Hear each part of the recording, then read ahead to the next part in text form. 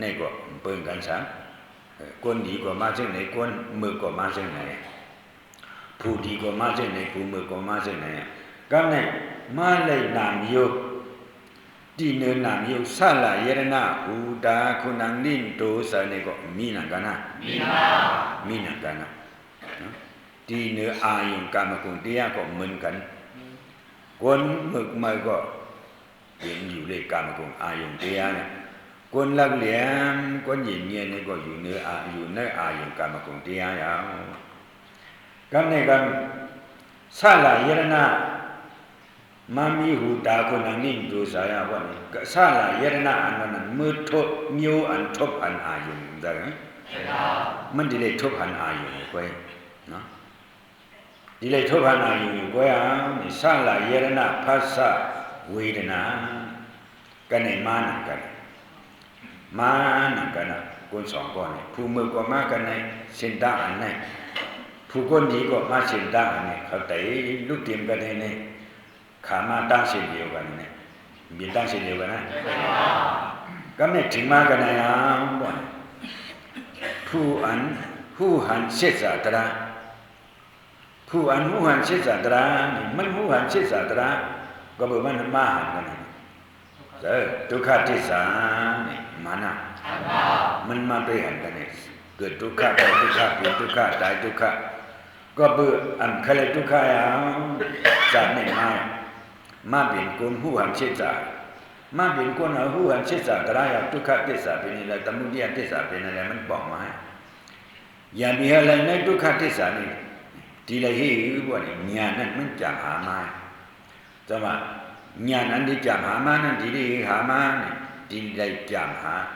ที่บึงนี้ที่อิงนี้ที่อาโกนี้เสียสมาลีอันโมโหบันเนบันสอนบันเสียสาตระแตกเลี้ยงแจ้งสระสมาอันเนบันคณะบริษัทมุปาทิสาติยะแตกเลี้ยงเตียงใจเลยนั่นมันหาสิกะปิญญาสิสุโลกองเพราะมันสิกะปิญญาสิสุโลกองว่าเนี่ยมันญาเสียลียว่าเนี่ยว่าเสียสอนบันเนว่าเนี่ยมันจะเหตุการณ์นะเหตุการณ์ไหนมันซึ่งที่เดียวโยกีเขาเหตุการณ์อย่างนี้เวทนาเป็นเวทนาลุเวทนาหมดหายสุขเวทนาเป็นสุขเวทนาลุสุขเวทนาหมดหายมีดีโตเลเซอร์เนาะทุกขเวทนาเป็นทุกขเวทนาลุทุกขเวทนาหมดหายก็มีดีโตอุเบกขาเวทนาอัมลีอัมซาเนี่ยก็มีดีโต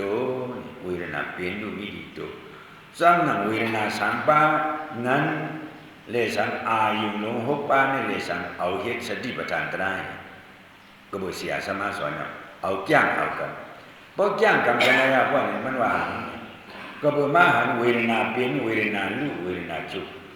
เวทนาเป็นเวทนาลุเวทนาจุยอดที่เขาเส้นซ่าได้เอาละน้ำเนี่ยเลยด้วยเนี่ยขันธานะหันอีสังทุกขเวทนา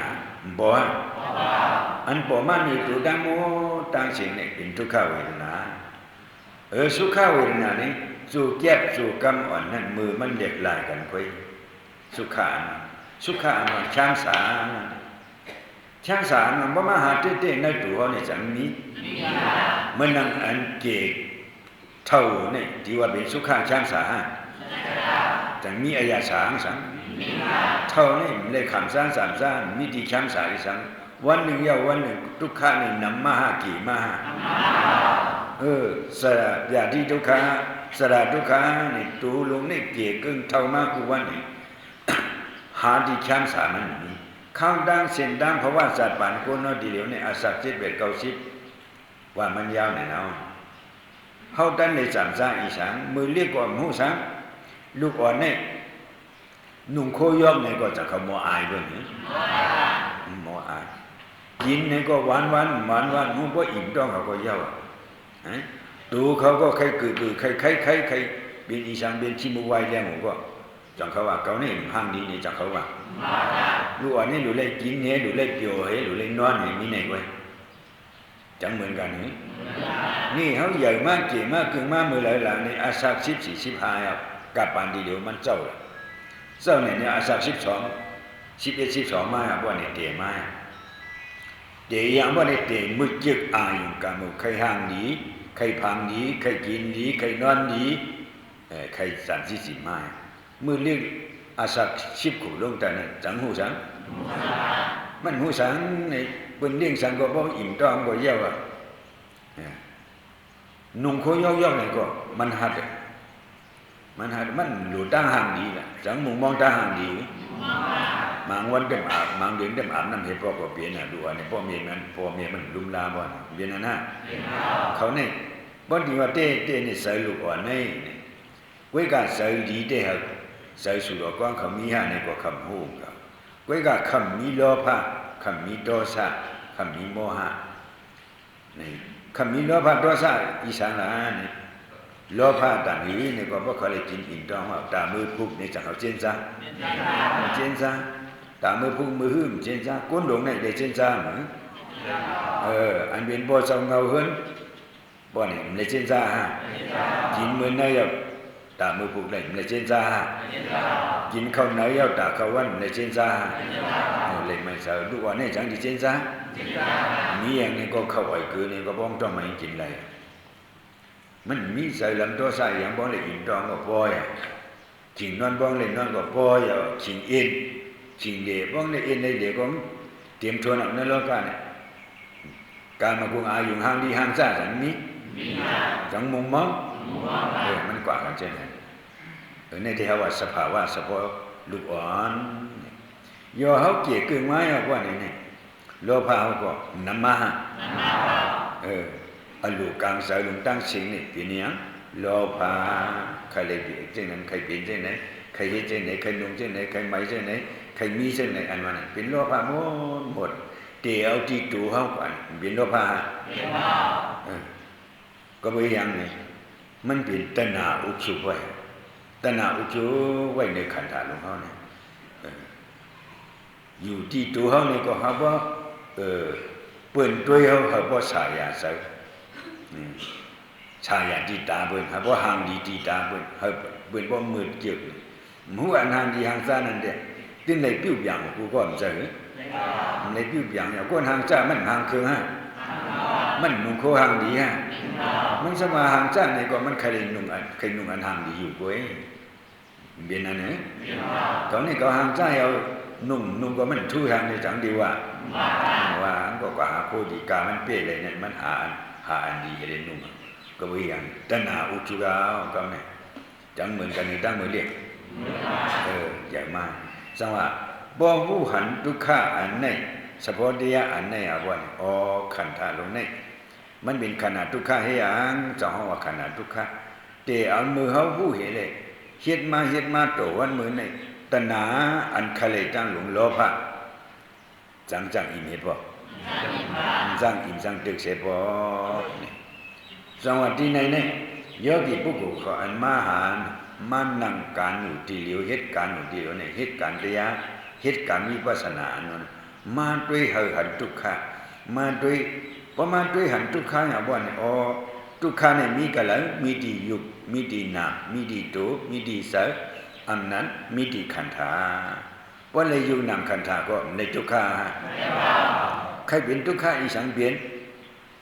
ทุกข้าหลงดังหลงนี่มันมาเวียนที่อยู่เหนือขันธะสองขันธะอาบ้าอยู่นำสองป้าเนี่ย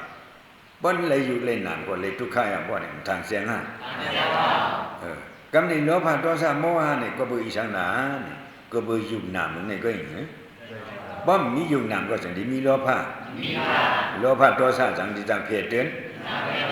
มันเพศเตือนอยู่ในโลกะหลงเช่นนี่เป็นโลภะเป็นโทสะนี่ก็บ่อีสังนี่ก็เบิกอลูนั่นก็ฉันเป็นตัณหาไว้อลูกลางใจใครเลยใครเป็นใครมีนั่นใครเลยใครเป็นใครมีเหตุหาย่างป้องเหมือนนรกาจะหลงในเหมือนอย่างจึงเขาว่าตัวบ่ตายนี่มันอิ่มเย้าในจังมีมันเตือนในจังมีจังอิ่มจังตึกเสบตัณหาโลภะหลงในจังอิ่มจังตึกเสบตัวตายมันเหตุจริงๆอันนี้เนี่ยเป็นพอยละกี่นิกเด็กถึงชะมดเท่าเพราะมีกุศลก็หาเด้ง หาหลูปู่เท่าไหนเท่าว่านี่ก็ไม่อยากดูฮะไม่อยากเจอฮะตาดีเลยหากินเลี้ยงต้องนั่นเลยเจนจ้าเลยไม่เจ้าสิกับขันถาวันนี้เท่านี่ก็จังปัญอยู่หลายสุดที่ว่าคนที่นักมือพุทธาหมดตั้งตึกได้ยิบก็หูยิบก็เขเลยหาย้อนกินอยู่ในเปลี่ยนทุกข้าฮะทุกข้าอีสังบ่นี่ก็เบิดตัณหาโลภะลงใจฮะทุกข้าก็ตัณหาทุกข้าก็โลภะอมิติก็การเลยหาเลี้ยงมันหนูอมิตาก็การเลยหาเลี้ยงมันหนูสักคนเต้าให้หาเลี้ยงมันเป็นทุกข้าฮะควรสร้างนั่งสมาเขาเป็นทุกขิตะอมิติมีมือฮะอมิตาด้วยฮะย่อกันนิสาฮะนี่ก็ตรางซึ่งในสังเข้าใจเข้าใจเข้าใจคำพองคนตาบอดก็มีเมียวไว้คนที่ทักมีพุทธก็มีเมียวไว้กามกุงอายุเตียนี่จะง่วยตูเผลไว้อายุกามกุงเตียนี่ไม่เผลมันกว่านิจักที่เอาคนตาบอดก็กว่านิจักคนที่ทักมือพุทธก็กว่านิจักคนตุดองก็กว่านิจักจังหวะเป็นลูกเป็นมีเป็นเจ้าเป็นผู้เป็นพี่เป็นน้องเป็นบุกเป็นซุ่มมาหางเขาทุจิตาดูเฮาก็สมบูรณ์ทุกข้าตาหน้ายาวนี่ตั้งแต่ไปกินน้าไปเพียงบ่ใส่ตาให้ทุกข้าจังเห็นนี่ทุติว่าตาหมดตาเลี้ยงต้องหางเจ้าของขันใจตาในตั้งที่ว่าหามาแจงก็อันกินจอยอยู่นี่นี่กูว่าก็เฮ็ดจอยฮะก็กินจอยฮะมันเป็นเช่นนั้นเนาะตมุติยติสัตตนาโลภะจังหวะโยกีเขามาที่เดี๋ยวไหนมาเหตุการณ์วิปัสสนาด้วยเนาะด้วยเนื้อขณะหาบ้านเป็นลูกอยู่นำเป็นลูกวันไหนก่อนเนี่ยขณะหาบ้านก็จะเวทนาบ้าเวทนาก็เป็นมายังเนื้อเวทนาในเนี่ยมายังเนื้อขณะหาบ้านเป็นลูกอยู่นำแต่ละเป็นลูกเหมือนกันเนาะอังคลายเอาขณะพิขณะคนเพราะว่าพิเพราะว่าคนคลายเอาว่าเนี่ยว่าคลายเอาว่าเนี่ยอิ่มมือสังสมาว่าเนี่ยจากเหตุการณ์วิปัสสนากันนี่ด้วยเวทนาเป็นอยู่ว่านี่ตัณหาจังดีมาเจ็บเหล็กกันเนี่ยฮะเจ็บเหล็กกันเนี่ยเจ็บดีๆนี่เข้าใจเจ็บดีๆเพราะว่าเมื่อเขาย่างด้วยเนื้อขันธ์อันเจ็บอันขึ้นอันมวยอันเจ็บอันดีอันซาบอดีตัวเขาเนี่ยว่านี่เนื้อหยางเขาเนี่ยตัณหาจังมาเขาเคยเปลี่ยนเส้นไหนเขาเคยเส้นไหนเขาเคยเส้นไหนจังดีมามันหันขันธ์ทุกข้าวแต่ไหนจังดีเคยมันเคยเวทนาคุณโยอันปอนนั่นตัวเขานี่อันนี้มีอีสังจึงได้ว่าสุขเวทนานี่มหาสุขเด็ดๆช่างสาใจเด็ดๆจังมีอันเจ็ดอันหมันมันจังมีเมื่อเดชะเขาว่าถามว่ามันเป็นช่างสาบ่หึงมาเป็นทุกข์เป็นทุกข์ก็เอาด้วยตัวเขาเลยเมื่อเขาไปหู้เสียจานตรานั้นเขาเคยขันธ์เขาเคยภาวะ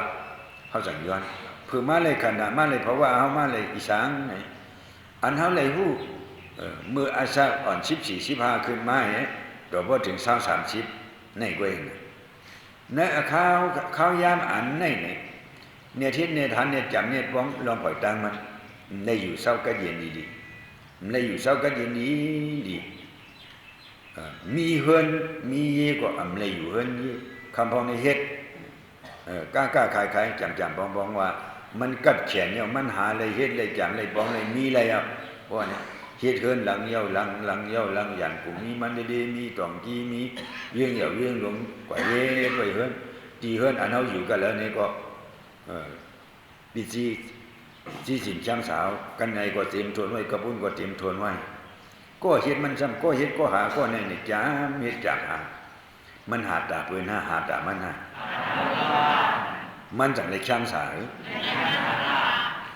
จังเลยอยู่เฮือนดีแต่มันเลยกว่าเฮ็ดเขียวกว่าเนื้อฮะหมามันกว่ามันดีๆว่านี่กว่านอนก็แล้วนอนเฮ็ดเขียวกว่าเงินแต่เฮือนเหนือเว้ยก่อนนอนเตะขู่คานนี่ก็เฮ็ดเขียวกว่าเนื้อฮะจังใจเฮือนมันน่ะ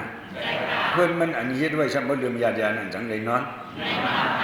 ก็มาเวียงขึ้น2คืนนี่ก็รู้ว่าดังในเน็ตกว่ามาเวียงขึ้น2คืนนี่ก็รู้ว่าชื่อดังในก็รู้ว่าขายดังในนี่มาเวียงกันเฮ็ดให้กว่าเฮ็ดไว้กูดีก็เพิ่นอันเฮือนงามบ่เลยตั้งใจตั้งขอนอนอิงแค่ก็เลยจังที่จินเตๆจังมีก็ไปอย่างล้อผ้าว่ามากลุ่มนอนวันหนูละ ตานั้นบนก้าจังไหนบนขายจังไหนบนเฮ็ดจังไหนบนหาจังไหนบนไหลจังไหนนี่มันนอนให้เลยวน chẳng chẳng chăm sạ nó này lấy vốn thì lấy quả há đang là đi lấy quả chạm đó là đi quả sự ý sang đi quả cái ý sang này mình vốn ăn tukha ăn sukha vốn tán thì tukha này đi lấy quả tukha này ra cam phong quả ấy đâm tân khuyên phiếu hơn cái quả giàu về giàu à chừngนั้นก็นำมามันกว่าหลายมันกว่าเปี่ยมเจอนะมือกว่าก็กว่าเฮ็ดกว่าหากว่าจำกว่าปวงก็ทุกข์ใครไรนั่นเป็นทุกข์โลภะใครไรกามเลยนี่คัดใจอันนี้คัดใจนั่นทุกข์สุขใจไม่ใจกูมชื่อกูมเลยขายกูมขาดเส้นไหนเป็นไม่ร้อนดันก้อยกะกูเหตุการณ์มือเหตุการณ์นั่นจังดีวนเส้นไหนโอ้ก้อยกูมเลยกูมมีก้อยก้อยกะสัมมาเฮียนี่มันบ่ดันพึ่งเอาเนาะดันพึ่งดันตัวแล้วก็มื้อเตหางเตหุ่งเตหางเตลูกเตล้างให้เอาบ่นี่บ้องมากมาบ่นี่เพิ่นเอากินไปแท้นั่นก้อยก้อมกับพึ่งวันเจนี่ตัวได้เลยกินน้ำหูอ้อมมันเจียมใจๆอันนี้เลยปิงโปใส่ว่าเส้นนั้นจัดเลยจัดนั่นก้อยมาเฮ็ดมื้อแล้วก็มาเฮ็ดเฮ็ดต้องไม่ปันปุยร้อนกวนเฮาก็เป็นเช่นนั้นน่ะกว่าเฮ็ดเฮือนเขานี่คัดใจเฮ็ดหาปันสูนี่ได้รู้กันนั้นก็เฮ็ดไว้ปันสูนี่เฮือนกันนี่ก็เฮ็ดไว้ปันสูนี่เฮือนหาได้เช่นเขานี่มีเผอมันน้ำจำขึ้นมาขึ้นมาเขานี่คัดใจแต่ไหนจังไหนเป็นจังไหนสุดที่ว่าอยากถือกันมาป้องต่อลูกหลานจังป้องต่อไปก็ลูกตามันได้มันเลยอยู่ดีๆขึ้นหลังในก็อยู่เหลือนึงนี่ต้องมีอ่ะก็บ่รู้เฮ็ดรู้หารู้จำรู้ป้องที่พวกนี้ซ่อมไปอลุโลภะลงจังจังเลยกัดเย็นใจพวกเอาสภาวะสภาวตราวานี่เปลี่ยนเส้นให้ไปคนเฮานี่เฮ็ดโลภะตัณหาเนาะนี่จะเฮาก็หือเงี้ยแช่ก็หือนี่บ่ยาวล่ะสัมบ่บ่กินบ่ยามบ่นุ่มบ่ไหมตีอยู่ตีเช้าก็สัมบ่จ่ายอาสาก็ใหญ่มากตั้งด้วยว่า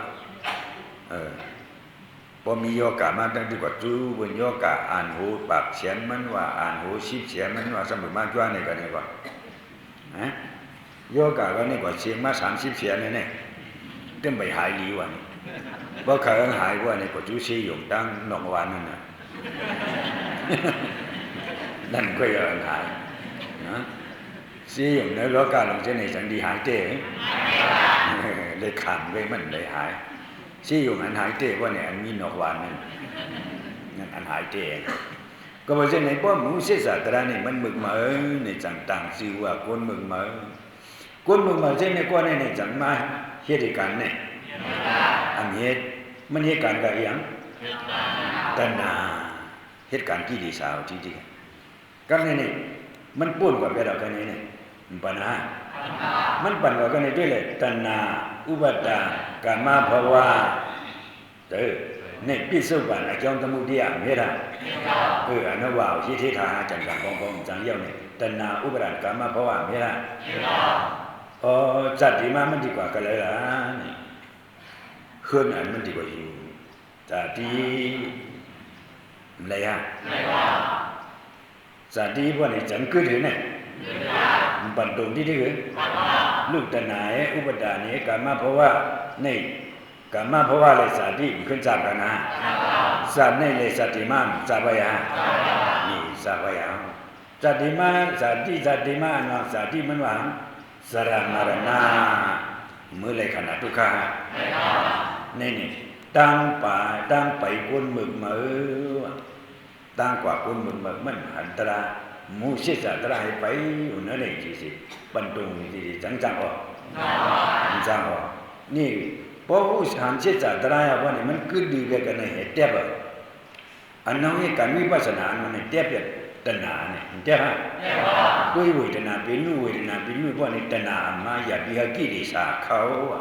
มือเขาเหตุการณ์นั่งยักการเดียวนี่โลภะโทสะโมหะเคยเหตุเช่นนั้นเคยเป็นเช่นนั้นเคยกินเช่นนั้นเคยยักเช่นนั้นเช่นนั้นเป็นกิเลสร้อนๆใครกินก็เป็นกิเลสโลภะมันจะใครนอนเนี่ยก็เป็นกิเลสมันจะ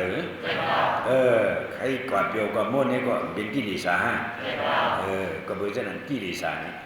อย่าไปให้กิเลสพวกเขาเนี่ยจะเอาเวทนาเป็นรูนี่เทียบติดเวทนาเป็นรูสุขเวทนาเป็นรูทุกขเวทนาเป็นรูอุเบกขาเวทนาเป็นรูแยกกันเนี่ยเป็นรูนำนะบ่หันนำทุกขกันเนี่ยบ่นี่ตัณหาในมือเฮาอันนั้นแยกเนี่ยมันโปเลยบ่มันโปเลยบ่นี่กันเนี่ยขาดาบ่นี่ขาดังสังสารนี่มันสิว่ามันสิเตียบเด้อนี่พึกเตียบสอนเตียบจังว่าเวทนานิโรธตัณหานิโรธตั้งออกม่วนบ้วนรถสังสารวัฏทุกขาก้นมือไกลนั่นได้ก้นมือนั่นได้มันไปตั้งเสียไหนฮะก้นอันลักเดียมนั่นบ่นี่มันหาตั้งออกมาแต่ก็เอาเขามาให้ยังมาตั้งออกว่าเดี๋ยวว่าก็มาออกว่าตั้งนั่นก็ยอม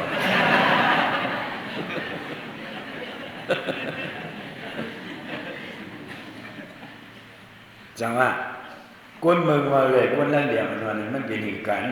จังปองใจเพราะอำหูเสียสาตระก็เป็นก้นอย่างก้นมือมาบ่หูเสียสาตระหังป่องเจียงเลี้ยงใจมาหังเจ้ากับว่านี่ก็เป็นก้นดีมาอำลักเดียนมามันอย่างลักเดียนนี่มันกูสังสารมันกูทุกข์เลยอำกูทุกข์นี่จังเหมือนกันก้นเมืองมาเนี่ยมันกูทุกข์ใครกว่าด้านเลยกว่าใครญ่มีญ่ใครญ่เสือญ่ใครญ่อย่างสูงญ่มันกูอำกูตายมันวันนี้อำกูตายเนี่ยเจ้าว่าสังสารรู้เนี่ยตายมาเลยพอความจังอีเมียพอจังเยี่ยวเหตุพอสังสารวัฏทุกข์รู้เนี่ยมันกูย่อคนลังเดียมนี่ก็มันมาหันขนาดทุกข์รู้นี่กว่าเป็นตัวอีสังโหติเป็นทุกข์นี่ทางแสงมาเหมือนอันโยกิเขาหันอยู่เส้นนี่กว่าเป็นตัวสาก็จังหลดดังทุกข์หลดดังทุกข์ก็เบอซึ่งในเขาบ่ป่วนหลดดังสังสารวัฏทุกข์ลงในบ่ห้ามขัดใจจัดในพวกนี้สัตติมาอันวันนั้นอาจารย์เขาติญากันนะมุเสียสมาธิด้วยก็ดีไม่สวยดีจังมันเจ็ดตัวมันไปเจ็ดตัวจัดในเขาในทุบในญาในถอดในยินในหูในหันศาสนาพระบิณฑบาตญาเอาก้นก็เปลี่ยนเอาก้นก็เปลี่ยนก้นอันหูพระอันตรายเอาศาสนาพระบิณฑบาตญาเอาศิษย์ตระก็ถอมยาบ่เนี่ยเขาซ้ำเหตุจอมบ่เนี่ยข้าวยางเนี่ยสุเบ็ดหลายๆฮะอันเขาทุกอย่างในศาสนาพระบิณฑบาตสุเบ็ดหลายๆอันเขาถอมก็ถอมเปียดถอมปื้นถอมเปียดก็สุเบ็ดหลายๆไปเหตุการณ์เจ้ามันก็จังดีไรเหรอบ่ถอมยาวหนูเฮ็ดฮะบ่ฮู้ยาวหนูเฮ็ดฮะตาให้ฮู้ในก็คัดใจบ่มคัดใจจังดีฮู้ก็บ่เส้นไหนจังว่ารู้เลยคัดใจใส่คอเสเลยถอมเอายินเอามาดเอาต้องเอาสอนเอาเสียเฮาแก้มจ้องกว่าดีติตัวบ่ตายว่านี่เฮาเลยสิกขาตามใส่อำเลยกว่าอเปงอะไรเอาในอันนั้นเลยตามใส่เหตุเปิ้นก็อันตัวอมุหันศิษย์ตระให้เลยเฮ็ดจอมโลกอลุตนาวนั่น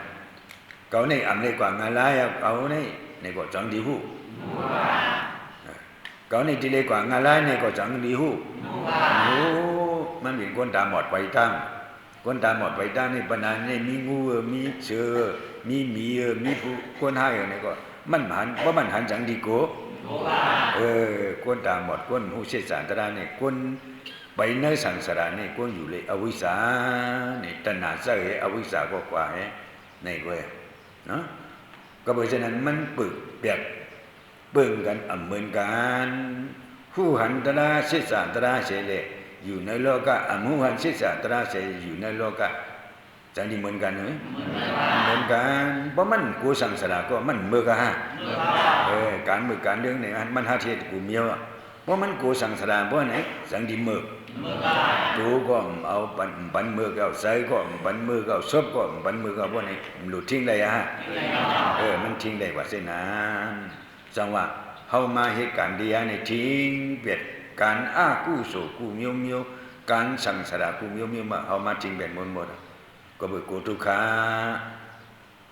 อันลำล้อมันนี่กูเลยกว่าอเปงอะไรวันดังสุดมันเฮามาเป็นคนสาในอย่าเบียเลยขึ้นกว่างานไรในไอ้ยี่อย่าเพิ่นอย่าเบียขึ้นกว่างานไรนี่ป๊อเปเลยที่ไหนนี่ห้ำเลยกว่างานไรเอานี่ก็ มันเปเลยติ๊กที่อ่ะว่านี่จัดหนึ่งเย้าจัดหนึ่งในก็ตาดีว่ามันปิสมาเอาไปเลยนี่ปั่นกำเหลียวในก็ตาดีกว่างาลายนี่มันมีมันเปเลยติ๊กที่เอาโตดาปฏิเมตโตดาปฏิผู้โตดาบานพวกกูตีเหลียวเนี่ยโยกีเขาสอนไว้ผู้ไว้แก้งไว้อยู่ติ๊กเปลี่ยนไว้สุลาโตดาบันเลยไว้ซื้อพันมันน่ะเพราะอัมพาอัมบุมลมลุงเฮ็ดตัวตายบ่นี่บ่ถึงวันตายมาบ่นี่โอ้กำนี่ตายอ่ะคุกจะเลยตระอ่านเฮาเฮ็ดมากำบ่มจับเอากำนี่บ่นี่ตีเลยกว่าเปลี่ยนอะไรเนี่ยโอ้กะดีไหนอ่ะกำลินชุดมันเคยกับบ่ห้ามหมอไว้บ่นี่เนาะสอนไว้อ่อนตามบ่นี่มือดีตายนี่สันติคุกจะเลยสันติหมอเฮ็ดอันหมอเฮ็ดบ่นี่โลภะโทสะโมหะกิเลสเข้ากิเลสเข้ามาอ่ะบ่นี่การดีการญาติอันว่าสันติคุกจะเลยคุกจะเลยเอากำนี่กิเลสติดที่ลงหมอเปียกำนี่ลูกกว่างอะไรก็อยากบ่ตายมากกว่าจังหวะตั้งหมอเปียติดที่เลยตั้งอัมหมอเปียติดที่เสลตายนั่นกันก็จังเหมือนกันอันอัมหมอเปียติดที่เสลตายนี่มันกว่าอเปียงอะไรอันหมอเปียติดที่เสลตายนี่มันอัมกว่าอเปียงอะไรจังเหมือนกันตายได้เหมือนกันน่ะตั้งกว่ามันจังเหมือนกันก็เพราะฉะนั้นบ่ใครเมตตั้งกว่าเอาอันหมันเมียนอันจีใส่อันกัดเย็นเนี่ยก็ข้าวยามอ่อนจู่ไปตายจู่ตั้งตายไปถึงจู่ตั้งตายไปถึงในดูคึงเหตุการณ์วิปัสสนาตรายาวว่าก็บ่อย่างนี่กูตั้งตายเปียดมันอำเลยเหตุการณ์นั้นเพราะเลยเหตุการณ์ว่าว่านี่ใครตายเมื่อไรตายมันโกก็บอกมันมีที่ปึงดีที่อิงดีที่อาโกดีนี่เป็นอันที่ปึงดีที่อิงดีตราในนี่อันอัมพอกอัมยันอันอัมลู่อัมเลี้ยวอันที่ปึงเฮาเนี่ยเนาะอันที่เป็นที่ปึงก้นเบิกเมือนั่นเสมอปึงอีสังโคเก่าของเก่าอุตสาเก่าดูเก่ามีเก่าเฮิรนเก่ายีเก่าเป็นโลภะโทสะโมหะหลงเสียนั่นมันปึงเสียนั่นจังดีเกเสมันไหลก็ดีเลยกว่างาลายพวกในอุตสาปิสิเงินคำตัวนี้จังดีเกเสไหลลูกล่างกลางดาวสวยมิวญาติกาอันกึศจันตั้งหลังนี่จังเกเสกันไหลเกเสไหลนี่ปุกกูอนุหังศิษย์ตระเลยเหตุการณ์วิปัสสนาตระนี่มันเปรเลยที่พวกนี้ญาณอันเปรเลยที่นั่นที่เกเสเอาอันนั้นปันกว่างาลายมันเหตุกันปันเลยงาลายมันปีกพักตูงาลายเลยมันหมดภัยงาลายเลยการวิปัสสนานี่ก็เพราะฉะนั้นเปลี่ยนก้นหนังกันกดตั้งกว่าเอาจังเหมือนกันพอหูศิษย์ตระเสลตายนี่เป็นมิวหนึ่งอัมหูศิษย์ตระเสลตายเป็นมิวหนึ่งจังเหมือนกันในเด็กจังอาธรรมะกันนะเนาะจังอาธรรมะกันเมื่อดีเลยเฮ็ดเนี่ยเพราะมันเข้าใจจังดีมาเฮ็ดก็เพราะฉะนั้นมันมาเฮ็ดเนี่ยก็จังก็อาธรรมะกันตั้งกว่ามันเลยเลือกกว่าเอาของมันเนาะcái cả này đang hu lệ ẩm hu bữa này còn chẳng đi món được đang quả nè có bữa này mình đi tái phi tái bồn luôn có bữa này chú ănข้าวยามอ่อนเฮามีเลยไว้หยันเดียลงอันนี้ในเป็นที่ปึงนี้ที่อิงนี้ที่อาโกดีเฮาจัดไหนอย่าเฮาไอ้กว่างานไล่อันนั้นนี่เป็นตราอันที่ปึงดีเฮาอย่าบ่งจังพวกบ่งจังก็อันกันคัดใส่จูซะเลย